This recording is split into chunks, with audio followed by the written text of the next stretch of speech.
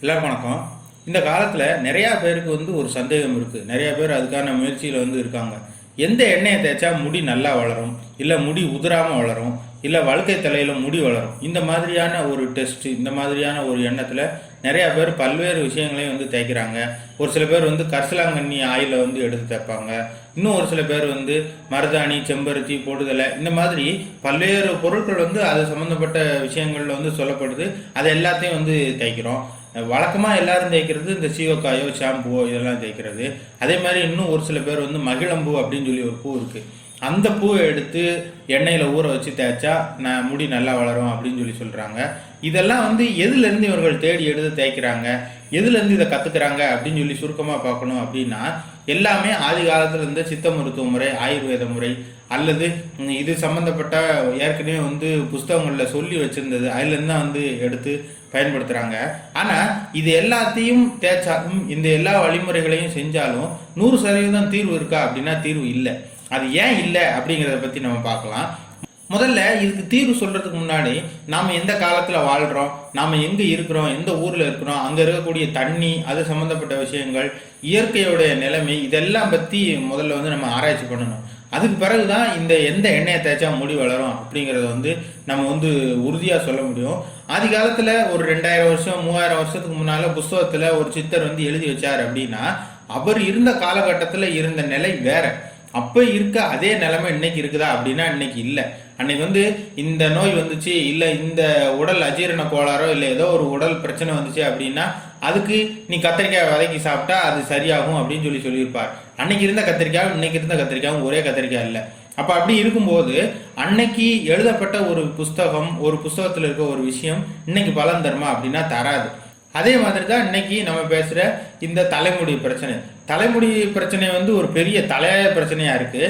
இதில் இன்னைக்கு இருக்கக்கூடிய ஆராய்ச்சியாளர்கள் என்னென்ன விஷயங்கள் சொல்கிறாங்க அப்படின்னா, அதாவது டெக்னிக்கலாக ஏமாத்துறது. டெக்னிக்கலாக நாங்கள் ஆராய்ச்சி பண்ணி எல்லா டெஸ்ட்டும் எடுத்து தான் உங்களுக்கு தலையில் முடி வளர வைக்கிறோம் அப்படின்னு சொல்லி ஏமாத்துறதுக்கு, உங்களுடைய உடலில் pH மாறுபாடு இருக்கும். அந்த pH மாறுபாட்டை ஆராய்ச்சி பண்ணி அதற்கு ஏற்ப ட்ரீட்மெண்ட் நாங்கள் கொடுப்போம், அதன்படி உங்கள் தலையில் முடி வளர வைப்போம் அப்படின்னு சொல்லுவாங்க. அப்போ அது ஒரு டெக்னிக்கலாக ஏமாத்துறது அப்படின்னு தான் சொல்லணும். ஒரு நாட்டில் இருக்க மருத்துவ முறை இன்னொரு நாட்டுக்கு முழுவதுமாக ஃபிட் ஆகவே ஆகாது. அமெரிக்காவில் ஒரு மருத்துவ முறையை கண்டுபிடிக்கிறான், அங்கே வச்சு டெஸ்ட் பண்ணுறான், அங்கே பலாயிரம் பேருக்கு அது சக்ஸஸ்ஃபுல்லான ரிசல்ட் கொடுக்கு அப்படின்னாலும் அதே இதை இந்தியாவில் அப்ளை பண்ணால் இந்தியாவில் வேலை செய்யாது. அதுக்கு அடுத்து தலைமுடி உதிர்றதுக்கு, அது வளராமல் இருக்கிறதுக்கு முக்கிய காரணம்னு சொல்லணும்னா உடல் சூடை சொல்லலாம். உடல் சூடு இருக்கும்போது அது வளராமல் போகிறதுக்கான வாய்ப்பு இருக்குது. அதுக்கடுத்து நாம் சாப்பிடக்கூடிய சாப்பாட்டில் அதுக்கான பிரச்சனைகள் இருக்குது. சாப்பாட்டு முறை, நம்ம இன்றைக்கி சாப்பிடக்கூடிய பொருட்களில் நிறையா ரசாயன பொருட்கள், ரசாயன கழிவுகள்லாம் சேர்ந்துருக்கு. அதனாலேயும் பாதிப்பு வரும். அதுக்கடுத்து நம்ம ஏற்கனவே தலையில் தேய்க்கக்கூடிய மருந்துகள், குளிக்கிறதுக்கு பயன்படுத்தக்கூடிய சோப்பு, இந்த மாதிரி நிறையா விஷயங்கள் இருக்குது. எல்லாரும் இந்த வேரை அந்த வேர் கூட சேர்த்து, இந்த பட்டை கூட சேர்த்து இடித்து தேங்காய் எண்ணெயில் ஊற வச்சு தலையில் தேய்ச்சா தலைமுடி வளரும் அப்படின்னு சொல்லிடுவாங்க. ஆனால் சுத்தமான தேங்காய் எண்ணெய்க்கு எங்கே போவ? சுத்தமான தேங்காய் எண்ணெய் சுத்தமான தேங்காயிலேருந்து கிடைக்கும். சுத்தமான தேங்காய்க்கு எங்கே போவ? அது எதுவுமே இந்த காலத்தில் கிடைக்காததாக இருக்குது. எனக்கு தெரிஞ்ச ஒருத்தர் ரொம்ப நாளாக பச்சை காய்கறியை சாப்பிட்ற பழக்கம் இருந்துச்சு. அவர் வெறுமனே பச்சை காய்கறியை மட்டும்தான் அப்படியே சாப்பிட்றார். நைட்டு சாப்பாட்டுக்கு அதை மட்டும் சாப்பிடுவார். இப்படியா அவர் பச்சை காய்கறியே சாப்பிட்றார். ரொம்ப நாளைக்கு அதிகமாக பச்சை காய்கறி சாப்பிட்றார். அதுக்கு பிறகு அந்த பச்சை காய்கறியில் இருந்த மருந்து, பூச்சி மருந்து பட்டு அதனாலே அவருக்கு ஒரு புதுசான வியாதி வந்துருச்சு. வழக்கமாக பச்சை காய்கறியை சாப்பிட்றது, இல்லை காய்கறி அதிகமாக சாப்பிட்றது, பழங்கள் அதிகமாக சாப்பிட்றது உடல் ஹெல்த்தாக இருக்கணும் அப்படிங்கிறதுக்காண்டி நிறையா பேர் செய்வாங்க. ஆனால் அவர் அப்படி சாப்பிட்டு அதனாலே ஒரு புது பிரச்சனை வந்துருச்சு. அந்த மாதிரியான நிலையில் நாம் இன்னைக்கு இருக்கிறோம். அப்படியான நிலையில் பொருட்களுடைய விஷயங்கள் எல்லாம் மாறிடுச்சு. மகாபாரதத்தில் ஒரு விஷயம் இருக்குது. பீமன் அனுமனை சந்திச்சப்போ பீமன் அனுமன் கிட்ட கேட்குறான், நீர் உன்னுடைய உடலை எவ்வளவு பெருசானாலும் மாற்றிக்கிறீர், எவ்வளவு சின்னதானாலும் மாற்றிக்கிறீர்னு சொல்லி கேள்விப்பட்டிருக்கேன்.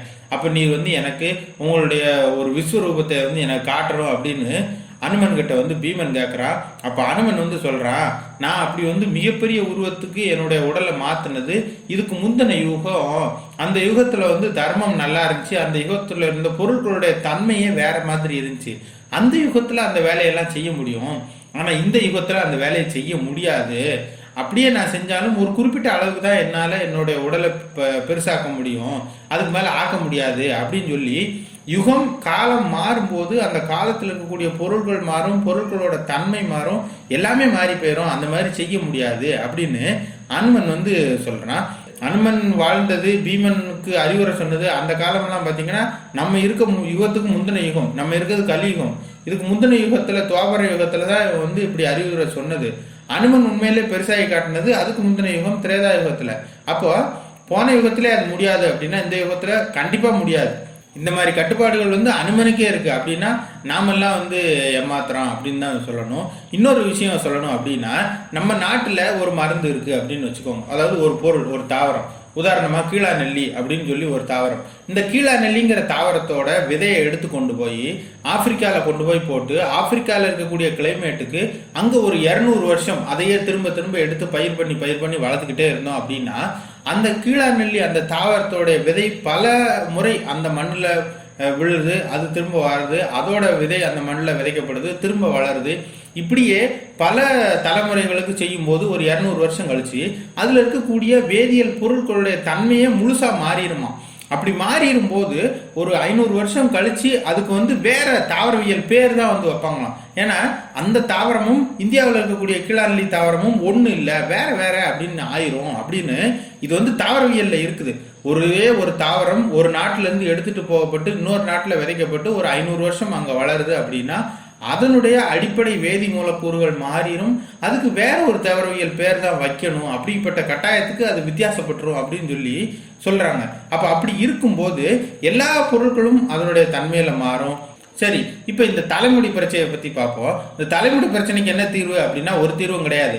ஒரு பிரச்சனை வந்து ஒரு குறிப்பிட்ட மனிதருக்கு இல்லை ஒரு கொஞ்சம் பேருக்கு மட்டும் இருந்துச்சு அப்படின்னா அதை வச்சு நம்ம வந்து அவர்களுக்கு மட்டும் ஏதோ பிரச்சனை அப்படின்னு சொல்லி மற்ற இதில் இருக்கக்கூடிய வழிமுறைகளை வந்து அப்ளை பண்ணலாம், அதை வச்சு தீர்வு காணலாம். ஆனால் இன்னைக்கு இருக்க தலைமுடி பிரச்சனை எல்லாருக்கும் அதிகப்படியான பேருக்கு இருக்கு. அப்படிங்கும்போது இதுக்கு வந்து ஒரு சரியான தீர்வு அப்படிங்கிறது கிடையாது. இதை வச்சு இதுக்கு நான் தீர்வு தரேன்னு சொல்லி கார்பரேட் கம்பெனியோ இல்லை ஒரு ஆஸ்பத்திரி நடத்துகிறவனோ சம்பாதிச்சுக்கிறலாம். ஒருவேளை நீங்க தீர்வு கண்டுபிடிச்சே ஆகணும், எனக்கு வந்து அது அவ்வளவு அவசியமா இருக்கு அப்படின்னு நினைச்சீங்கன்னா நீங்களே ஒவ்வொரு வழிமுறையும் வந்து அப்ளை பண்ணி பாருங்க. உங்களுடைய பாடி கண்டிஷனுக்கு 10 விஷயங்கள் 10 புத்தகங்கள்ல வந்து இருக்கு அப்படின்னா அதுல ஏதோ 1ஓ 2ஓ தான் வந்து ஒத்துக்கிறோம். ஆனா அதே இது உங்க ஃப்ரெண்டுக்கு ஒருத்தருக்கு அது சரியா வரும் அப்படின்னு சொல்லி சொல்ல முடியாது. அவர்களும் தனியா அதை செஞ்சு பார்க்கணும். அந்த மாதிரி நம்ம ஒவ்வொருத்தருடைய உடல் தன்மையும் வந்து மாறி போயிடுச்சு அப்படின்னு தான் சொல்லணும். அதனால இந்த மாதிரி பிரச்சனைக்கு நீங்களே பிராக்டிக்கலா அப்ளை பண்ணி பாருங்க, நீங்களாவே ஒரு வழியை கண்டுபிடிங்க. யாரையும் நம்பி போகாதீங்க. அதில் வந்து உங்களுக்கு அதிகமான ரிசல்ட், பாசிட்டிவ் ரிசல்ட் வந்து கிடைக்காது. அதிகபட்சம் ஒரு 20% நல்ல ரிசல்ட் கிடைக்க வாய்ப்பு இருக்கு. இந்த வீடியோ உங்களுக்கு பிடிச்சிருந்தா லைக் பண்ணுங்க, ஷேர் பண்ணுங்க, கமெண்ட் பண்ணுங்க. இதே மாதிரி வீடியோக்கள் தொடர்ந்து பார்க்கணுன்னா நம்ம சேனலுக்கு சப்ஸ்கிரைப் பண்ணுங்க. மறக்காம பெல் பட்டனையும் பிரஸ் பண்ணுங்க. நன்றி.